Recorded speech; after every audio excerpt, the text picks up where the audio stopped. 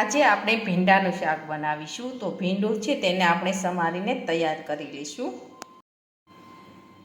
હવે આપણે ભીંડો છે તે સમારીને તૈયાર કરી લીધો છે. હવે આપણે વઘારી લઈશું.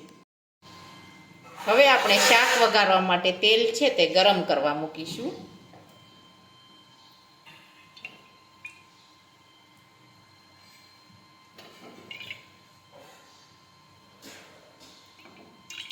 હવે આપણે તેલ છે તે ગરમ થવા દઈશું. હવે આપણું તેલ છે તે ગરમ થઈ ગયું છે. હવે આપણે તેમાં રાઈ અને જીરું નાખીશું. સમારેલું ભીંડું નાખીશું.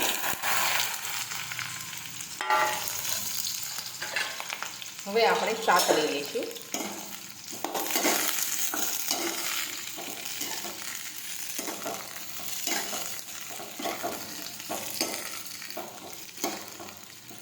હવે આપણે ગેસ ધીમો રાખી અને સડવા દઈશું.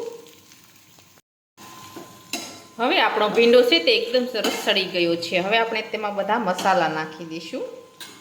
હળદર નાખીશું, ચટણી નાખીશું, જીરું નાખીશું. હવે આપણે બધા મસાલા છે તે મિક્સ કરી દઈશું આ રીતે. હવે આપણે મીઠું નાખી દઈશું.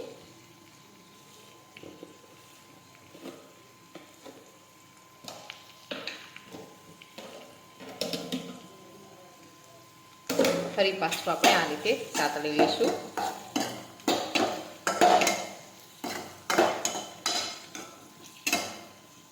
હવે આપણું ભીંડાનું શાક છે તે એકદમ સરસ સડી ગયું છે. હવે આપણે ગેસ છે તે બંધ કરી દઈશું.